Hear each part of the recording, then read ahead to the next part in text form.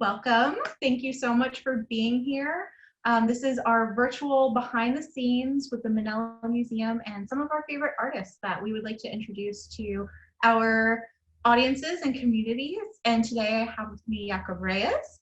Would you give yourself a quick introduction and talk about your work and tell us a little about what you do? I'm Jacoub Reyes, and I'm a large-scale printmaker. I work primarily in woodcut, and what I do is I take chisels and gouges and find wood.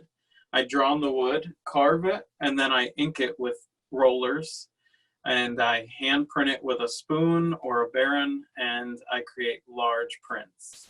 So something that I'm working on now are native versus invasive species and how that connects with my themes of colonialism in the Caribbean and how those patterns show up in our society today, either dealing with hierarchy or social structures. I mean, we can talk about politics and plants and all that stuff is so connected. So that's kind of what my major theme is and what I'm working on right now.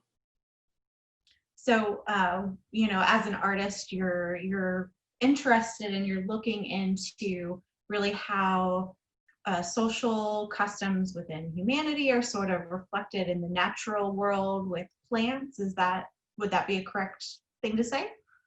Sure, yeah. I think plants are so important, especially in older traditions, ancient cultures. Particularly in my heritage, in Puerto Rico and Cuba, there's a mix of three different types of people at that turn of the, I would say like around the 1500s is when, Europe came in with enslaved people from Africa and started, there was this big shift in culture. So I think that's really interesting, but plants have always played such a major part in those and before that as well. I think actually starting with what you've been doing during COVID, during this lockdown really is, very tied to your work and what you're looking at and what you're researching. So could you tell us a little bit about what you've been getting up to during this pandemic? Yeah, COVID has actually given me the opportunity to kind of slow down, over the last year, I was in and out of town, going on artist residencies. I went to Mexico, LA, New York, just, doing the whole art thing. But now, since that's all halted, I've been able to work in a butterfly garden and kind of see the micro levels of what happens when you're, on the floor picking weeds and stuff. And that kind of has inspired me to go towards this plant theme, because I was seeing a whole nother life right under my feet. And that was really pretty interesting. So COVID definitely helped me, slow down and kind of enjoy the breeze, if you will.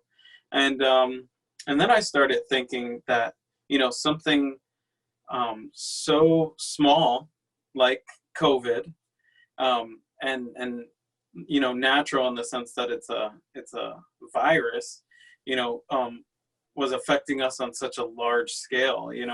Something like this, it rocked the world, and that also made me realize how powerful and important and revered, nature should be. And that was something that kind of also pushed me towards this theme. And yeah, that's kind of how it made me stop and think and research, what is the role of nature now, like as technology continues to grow. Is it still relevant? Will it always be relevant? It was opening up so many questions that I was asking myself. And it finally kind of looped around and came back to my cultural heritage. And and what plants and roots like yucca and plants in Florida, like what do those mean to me, you know, because I'm living here, but a lot of my family is from the Caribbean, and these two places actually share a lot of plants like in common. So it was just serendipitous, you know. This all kind of came together, and it's pretty exciting, you know, to be working on such complex and simple ideas, you know, because that's kind of how nature is.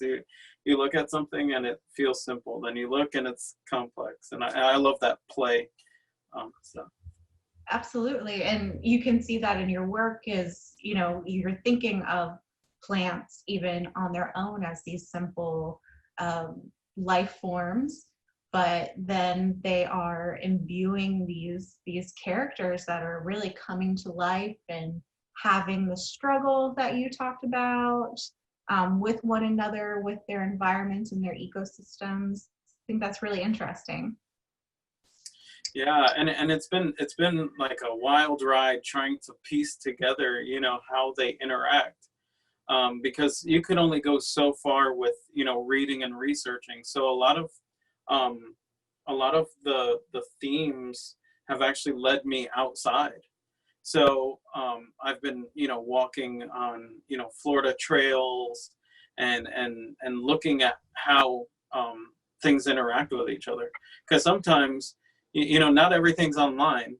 So you know, having this kind of take me out of my studio practice and place me in the real world is something special that I definitely appreciate, because you know, I've seen 3 trees coming out of the same root system. Like, that's not something you can like kind of type in, you know. This is something that I had to experience, and I think that in itself links, you know, the theme of my work to me as well, because these are in a way my experience of how I've viewed certain situations, even, you know, politically, socially, you know, especially with a lot of the movements that we have today, and as a person of color. So that's pretty important to me, and hopefully I can encapsulate that message with these characters in my new series. Go ahead and tell me a little bit more about your new series. You said it's going to be a year-long process. How's everything going with that? Well, this series, for lack of a better pun, seems to continue to grow, because this was my first print of the series, and it showcases wild coffee versus coral ardesia, and they look the same, and they were planted for the same reasons, but wild coffee is native, and settlers were like, oh, we love this stuff, it's edible, let's plant this plant, you know, because it looks similar, I guess. and the funny part is that the coral ardesia actually turned out to be poisonous. So that was kind of an ironic twist, you know. So and then so you can kind of see like they're wearing like a tribal-esque garb with the leaves as a covering or skirt, and the coral ardesia is kind of overpopulating and morphing into the wild coffee. And so wild coffee is kind of you know, getting weeded out by this plant. In the piece next to me, which is actually bigger in size, and I think this series is going to continue to get bigger and bigger and bigger. So this one is about 4 feet wide by 60 inches tall, and it shows water hyacinth, which is kind of like a lily pad, and these are invasive because they kind of choke out the vegetation on the bottom of lakes and ponds, and this is kind of like a common grass fighting for its life, and you can kind of see the hyacinth popping up in the places of the grass. So and like I said, this series is not only going to show the tension or the submissive versus dominance, it also shows like the cyclical relationship that these plants have when they're together. You know, going back to me working in the garden, there are just some plants that can keep other plants in check, which I thought was interesting. You know, some people grow mint next to another herb, and it helps them not to overgrow. So I love that like idea of how these are actually interacting in nature and what they do, because, you know, not all invasive species are bad. There are actually native invasive species like fern and grass, you know. So just going into that and seeing that relationship and how it applies to us as people. Yeah, I think there's a really interesting link that you're making between like the internalization of also these plants and the human body on their own, the ideas of wrestling, you know, of course, with your heritage of Native and Americanized and assimilation, kind of all of those things really swirling together in this conversation, and how they all play out, and the beauty behind that too, of everything coming together.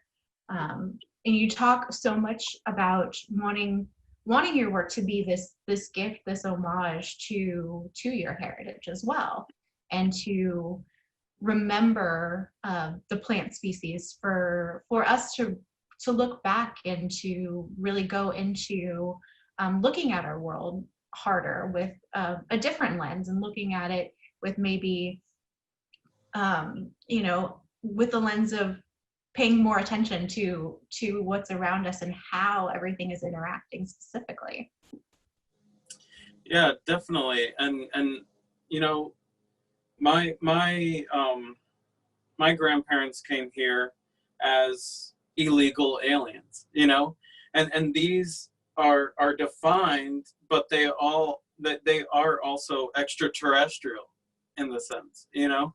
So their experience of being looked at weird and having these lower positions in you know, factory jobs in New Jersey, like I kind of see, you know, that awkward getting on your feet, you know, staying with friends of family members that you don't really know, and you don't feel like you own a space, and you don't feel like, you know, anything is yours, and you trying to see a future and stuff like that. I see that all in these figures. You know, they're fighting for something, you know, and they're fighting to be around and to have, you know, either a place that was theirs and was taken from them, and or a new place that they want to claim as theirs, you know.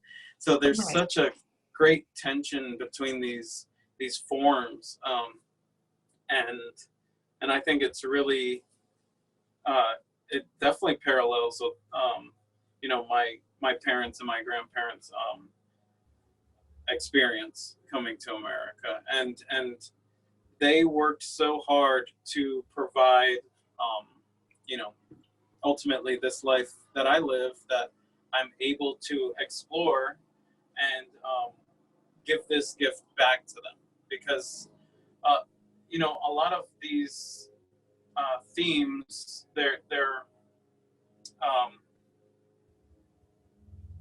actually show a struggle, but also compassion.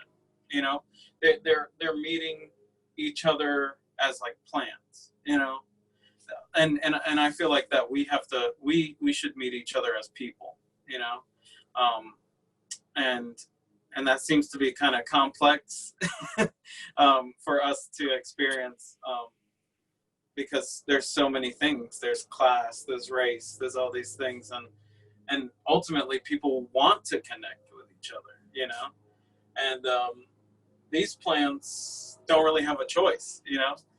like I said, the settlers kind of threw the invasive plants there. And guess what? In Florida, we have oranges. That's the tastiest invasive thing I've ever had. Right? Right. So I mean, it's just interesting to see the history and how it molds and you know what we can take with that information and how we can apply it, you know, to today, to our specific lives, to our specific experiences, and how to move forward with that. It's all about information. It's about adaptation. You know, all these things are found in nature, and they're going to continue to reappear. So it's ingrained in us. So I think that's something that we can't take out of us. Definitely, definitely. Will you tell us a little bit about the process that you're going through with these pieces and the natural works that you're working into your prints? Yeah, definitely. So being outside, I've actually been able to encounter these native and invasive species. So staying true to my theme, I really want to preserve the native, you know, population of plants. So I'm mainly taking the invasive plants and using those colors, the actual natural dye. So for instance, this water hyacinth, I'm going to be taking its purplish blue flowers and reducing it down to a highly concentrated pigment. And after I print this on the cloth, I'm actually going to take that pigment and dye the cloth with it in those specific areas where the flowers fall. So these prints are actually going to have the flowers or the plant inside the print in dye form. So that's going to be pretty fun. Like this one, I actually took little, you know, coral beads, crushed them up to get this like red. So I'm really trying to stay true to the nature of the work. So I wanted to talk a little bit about, you brought up, and maybe we talked about this a little bit, but going a little bit more into your call to go back to nature, to revere kind of what your ancestors have revered as well, and the survival of that knowledge. Can you speak to that? Yeah, so I think preserving culture is super important, because as you know, generations come and go, and also with the assimilation of, you know, moving over borders or certain places, sometimes we have to adapt just like these plants have to. And sometimes that means leaving some of your culture behind, like a lot of people had to give up their native language. You know, sometimes they have to now, you know, talk English to get ahead in life, or whatever the case may be. So I really want to, like, this series makes me want to go back and see, you know, hey, what were the Tainos eating? What were the Arawaks eating? What were all these indigenous cultures doing? Why were those rituals so important? And what did they mean to, and what do they mean to my family today? You know, because my grandma's grandma was a Taino, and it seems like it's such an like a obtuse idea, you know, that she was part of history, you know, and the fact is that, yeah, she was. These people weren't eliminated, you know, so they carried on some of this culture. And I want to go back and just see, you know, what these, why these things are relevant to me today. You know, why and how can these be applied to me, and how can I give that to the next generation, you know, and how can someone else from a different region, or someone that totally doesn't even understand what I'm talking about, how can they connect with this? So I think that the plants really offer, that middle ground where I get to look at the rituals, that I get to look at, all these, interesting medicines and ways of life, and how art and culture mix with plants, something that's kind of neutral and understood by everyone. So I think that's the one of the exciting parts about this series. Very cool. Yes. You very well said, very well spoken. That's beautiful. So do you want to talk a little bit about, we talked about plants as being art in their own right, and gardening as an artist, and or gardening as a curator, even for that matter.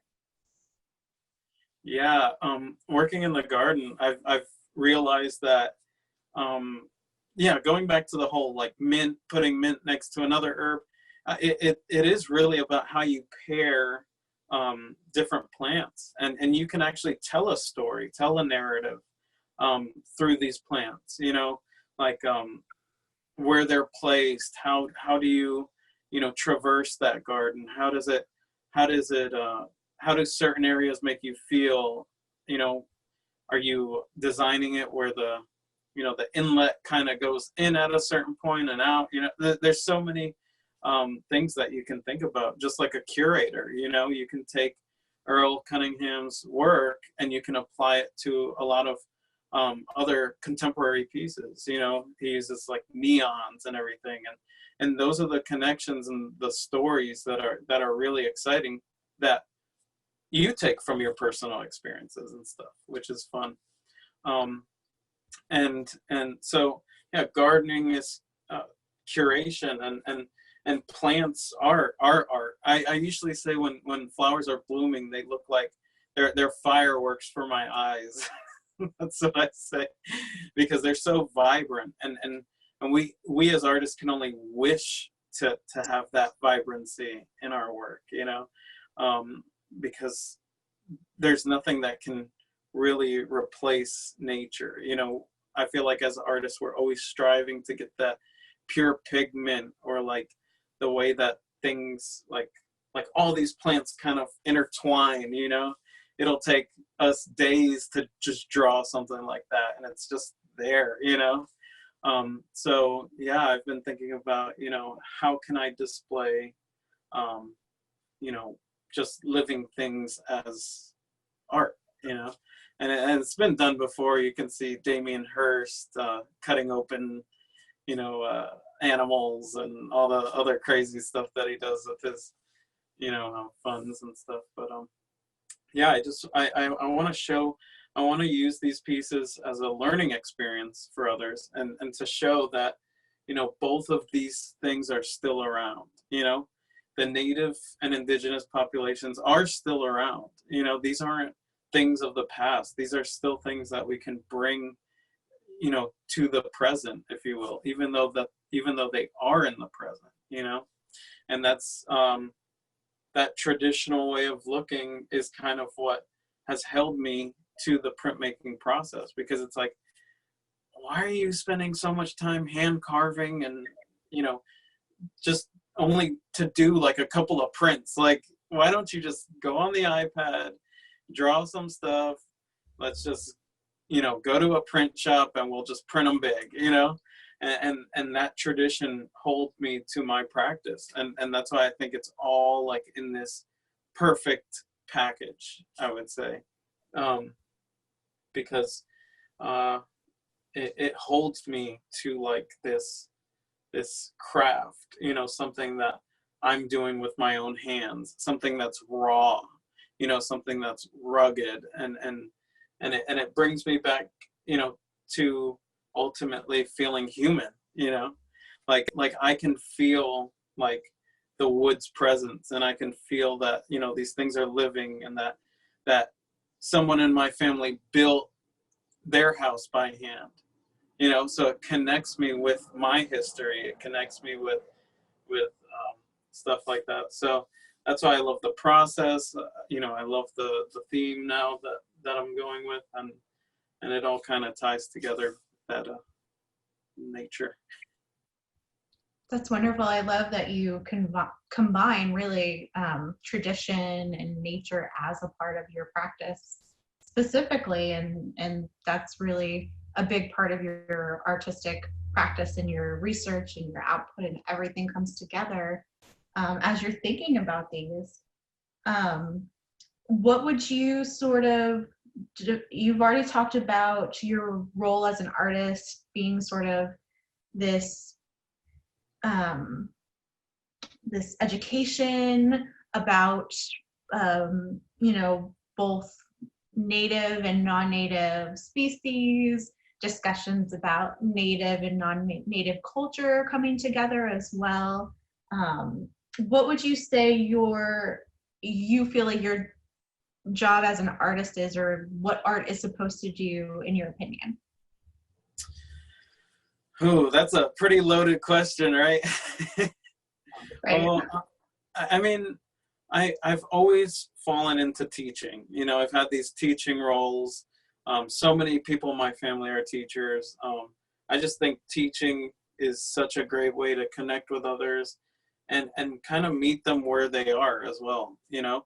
And I think that is, that's really what my role as an artist is to meet people where they are. It's not necessarily to push an agenda or a narrative.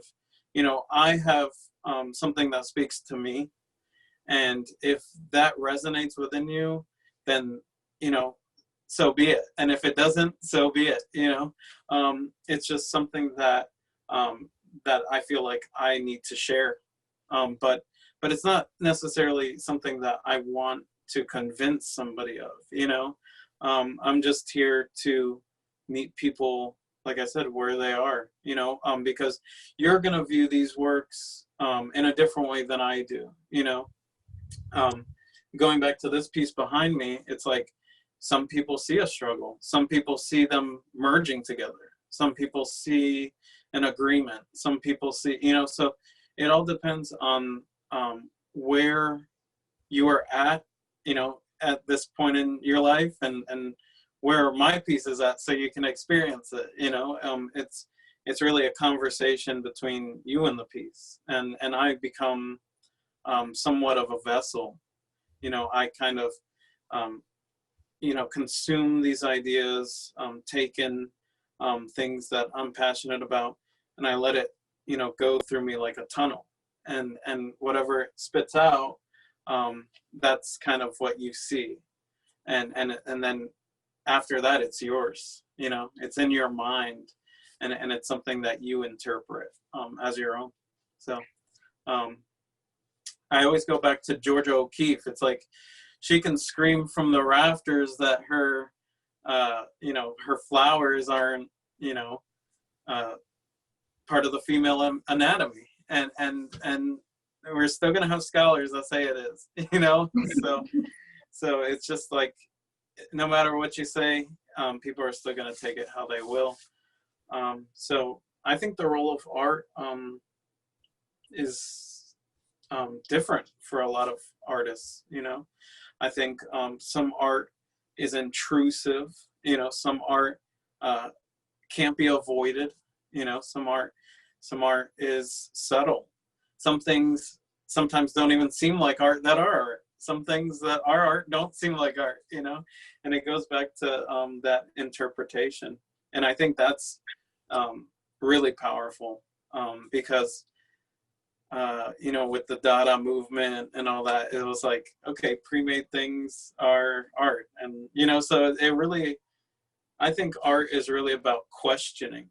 And like I was telling you in one of our previous conversations, that, you know, this series has made more questions than answers.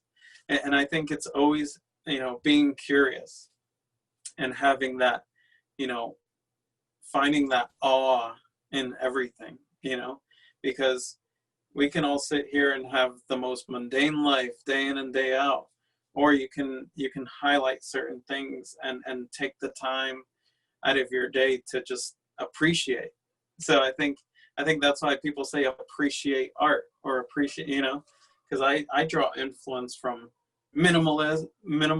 I draw influence from architecture. I draw influence from history. I draw, you know, and then after that, I start questioning, you know, like, why is this type of architecture in the middle of Mexico? You know, you know, why is this, you know, you see like these colonial buildings and you're like, I thought this was Mexico. Where are the pyramids? You know? And it's just like, you start seeing like, oh, okay, Catholic Church. Oh, okay. So, you know, Santeria is a mixture of that. You know, there's tons of markets with that. You know, there's just so much to explore and so much to see, and people to talk to. I think art is within people too. You know, seeing their colors and seeing what they offer, and creating an experience of meeting someone new and talking about something or listening to a perspective. That is all art to me, because art imitates life and vice versa, I would say.